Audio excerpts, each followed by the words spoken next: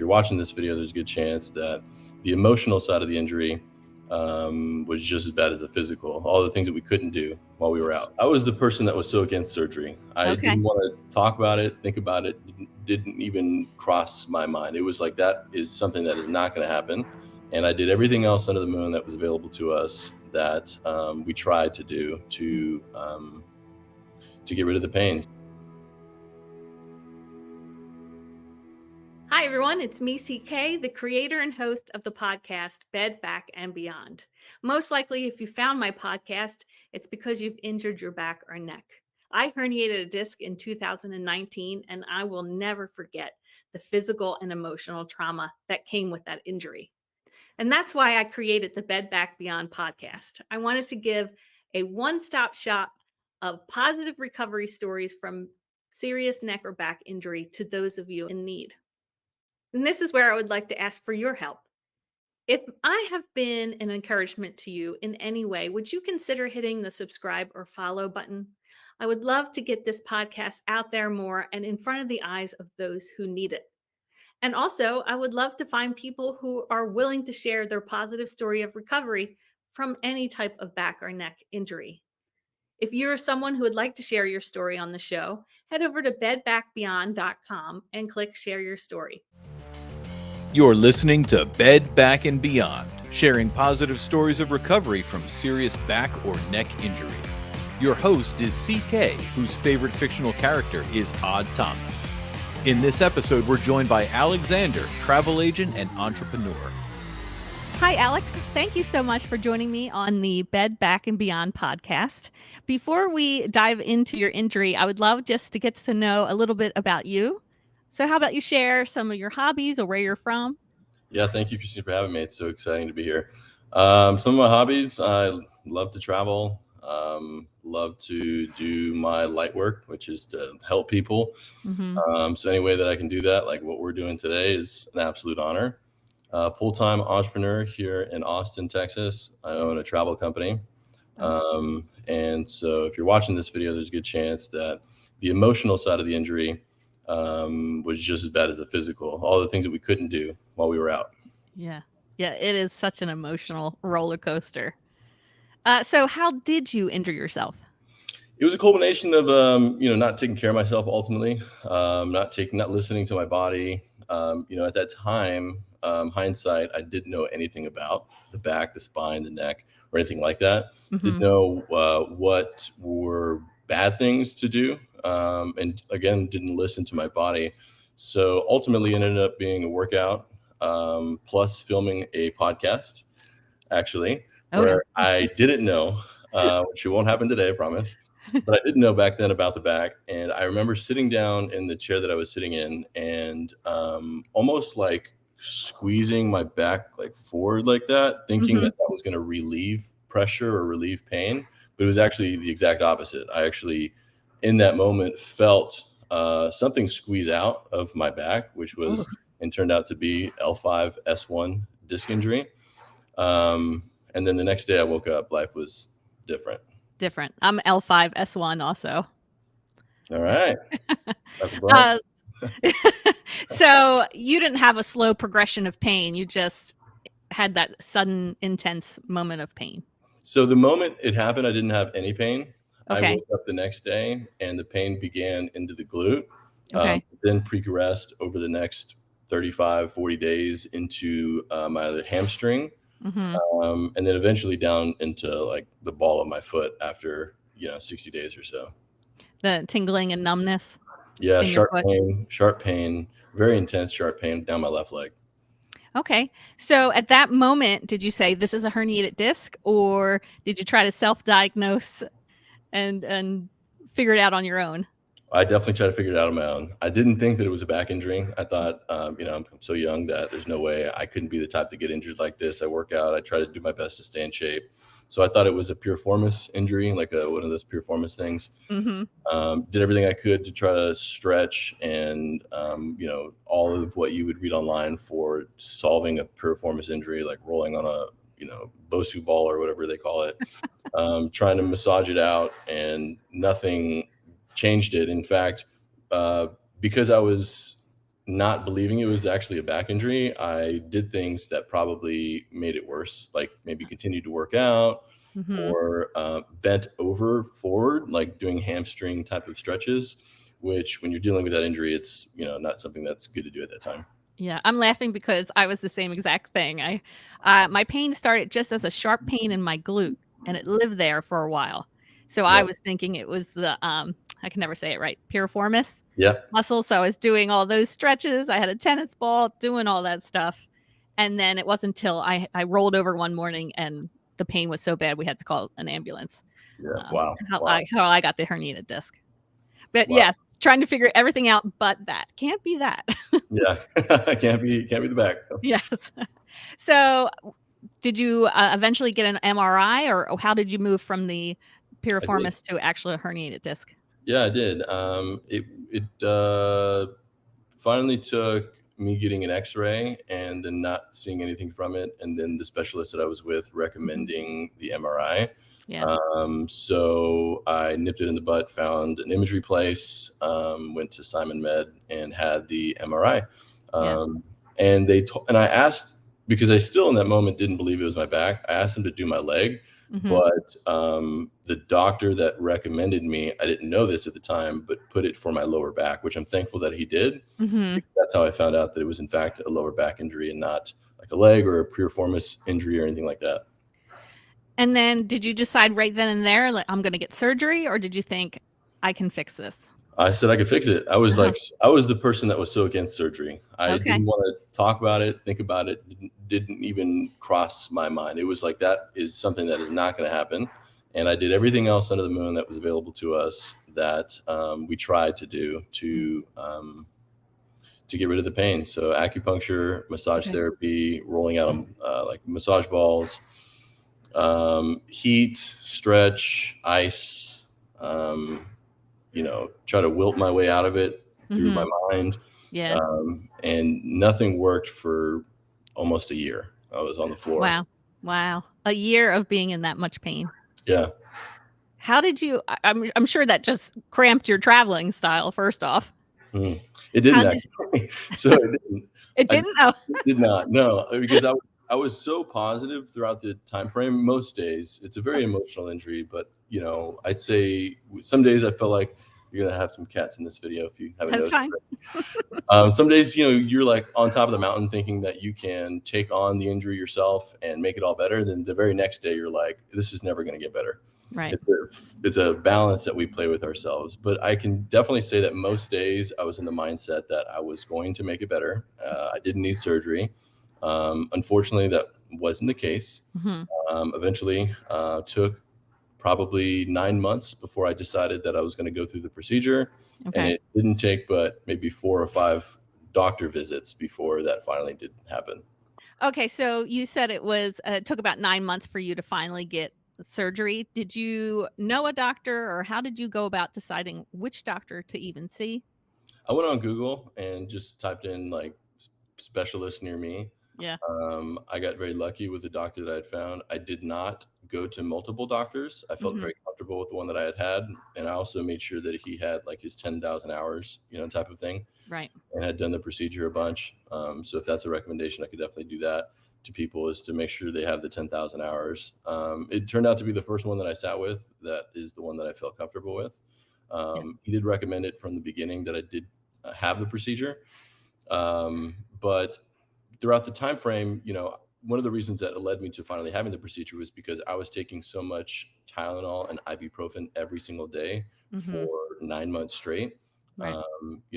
Almost 1,600 milligrams of ibuprofen, probably maybe like yourself, 1,000 plus Tylenol, and Right. literally every single day for 9 months. And so that's how I was able to travel. Going back to your Okay. point earlier, was because I was able to take all that medication. Wow. Yeah, I was taking Tylenol like crazy, and even after the surgery, I was having some flare-up pains. Was living on Tylenol, and then I started to worry about my liver. That's exactly what led me to it. It was like, Yeah, and it there are has, people will agonize over orthopedic versus neurologist, and you just went with Google. Which which specialist did you end up going with? I don't know like the actual practice or the doctor itself, The surgeon. Yeah. The surgeon was a guy named Lyle Young in Arizona. I was living in Arizona at the time. Okay. And it was in Tempe, Arizona, and it was a lower back specialist that specialized in lower back. And I had done epidurals. I forgot to mention that earlier. I'd done 3 separate epidurals. The first one was the best. It lasted probably 3 weeks. The next 2 were complete failures and stuff. And it was around that time, during the first epidural, that I found out that it was, in fact, like we mentioned, the lower back. And so the person that was prescribing me to go get the epidurals referred me to a lower back specialist, which is, well, I shouldn't say that. He recommended me to find a lower back specialist. And then I went to Google, found out who was within my primary, care kind of thing. Yeah, your network. You got it. Yeah. I just went with somebody said, hey, I know a guy. I had back surgery. I was like, great. Give me his information. Wow. First doctor I met, and he could get me in the soonest. I don't know if that's great qualifications for picking a doctor, but he said 2-week wait. I was like, perfect. Sign me up. Wow. Yeah. Wow. So how was your recovery post-surgery? Do you remember, was it very painful, or did you wake up like, this is great? I woke up every day thinking that it was a failure. I will say, when I woke up from the procedure, I noticed that there was a subtle difference, a big difference in how there wasn't any pressure going down my leg. But the recovery process took about 3 to 4 months. And during those 3 to 4 months, especially after the first week, it was just constant, like, wondering if it failed. Right. Maybe like yourself, did you kind of go through that as well? Oh, definitely. I was convinced 2 or 3 times that I had reherniated within a 6-month period after surgery. Yes. And every video that is ever posted is from people that have done the procedure that we've done, say the exact same experience, that they feel like it was a failure. But you just have to go to those videos, look at the comments, and then just do the best that you can to swallow the pill that basically tries to make you think that in 3 months you're going to be 100% okay. Right. Yeah. That's part of my reasoning for doing the videos, because I feel like there's unrealistic expectations with the surgery, that you're going to go in, you're going to be a little sore when the surgery is over, but then you'll be back to normal. And non-linear has become a word that I've adopted to describe the healing process. Wow. Yeah, that's well said. Yeah. I think mine was about 6 months before I started to feel back to normal. Wow. 6 months. Wow. That's a long time. Yeah. I had stopped using my back muscles. I was just so scared to move. And it was like a 2-stage injury for me. Started in April, and then the major herniation was the end of June.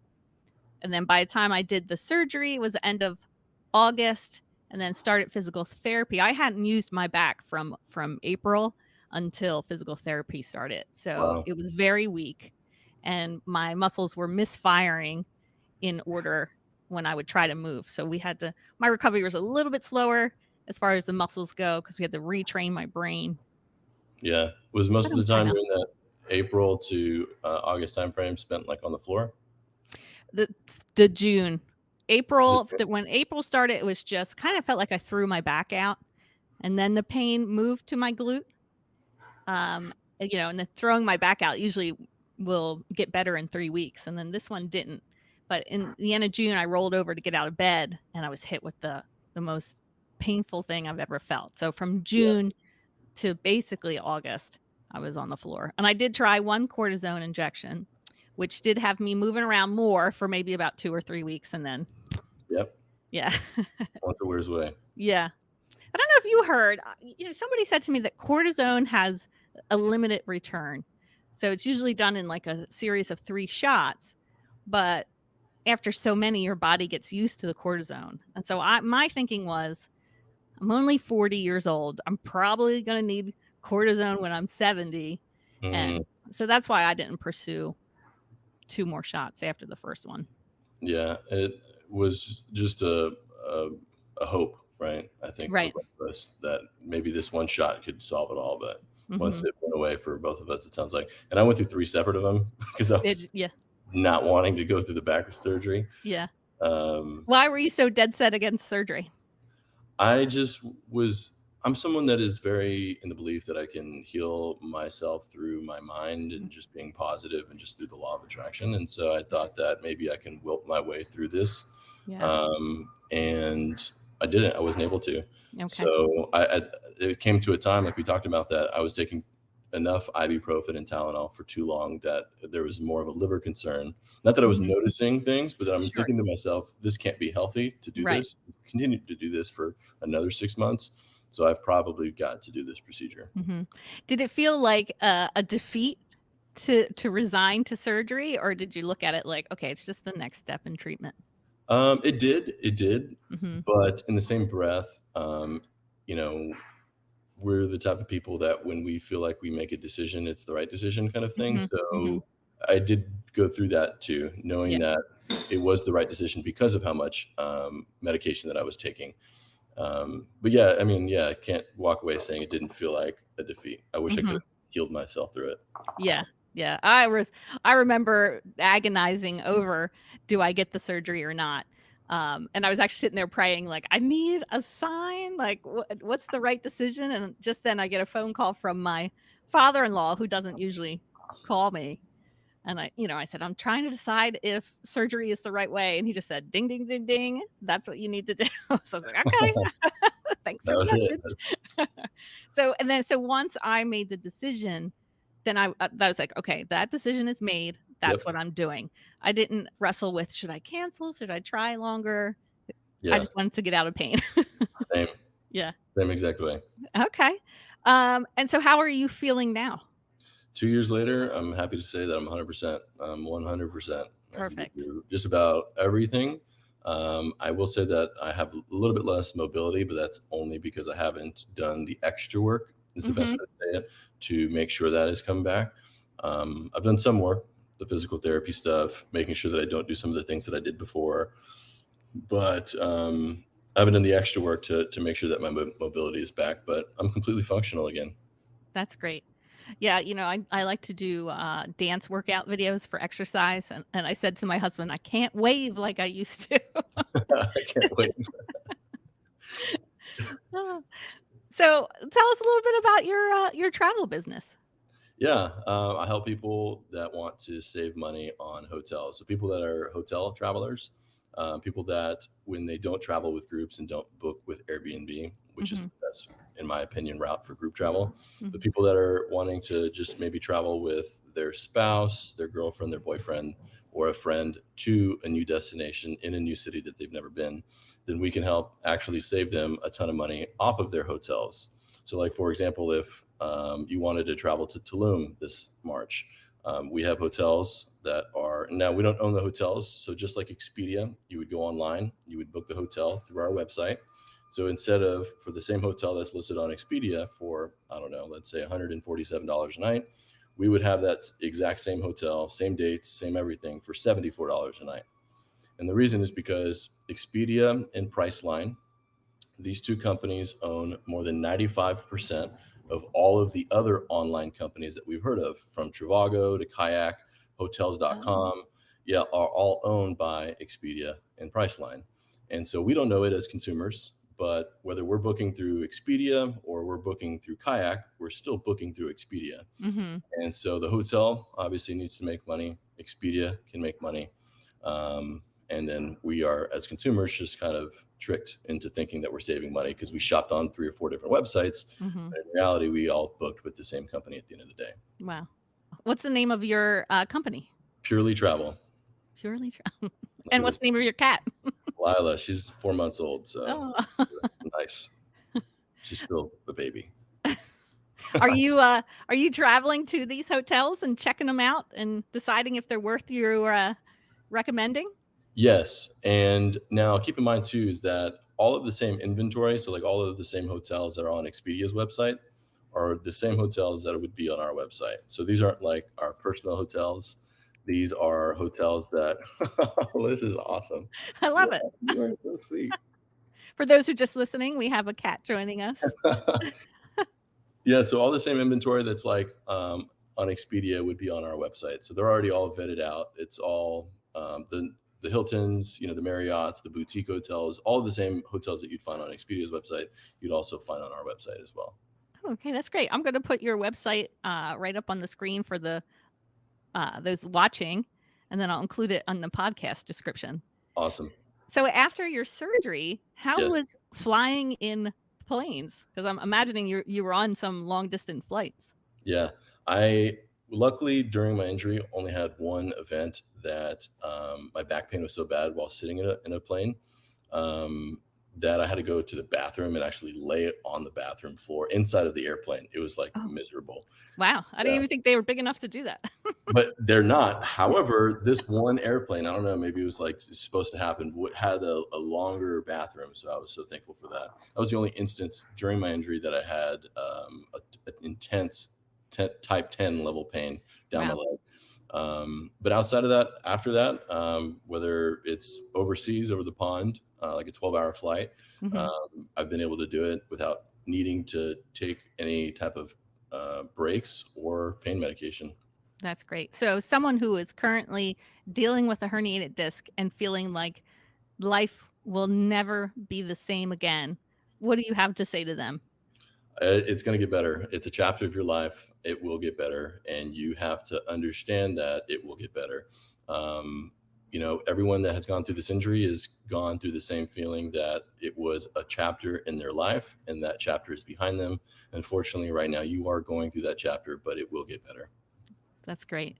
If you could go back and say anything to your pre-injury self, do you have any personal advice you would give yourself?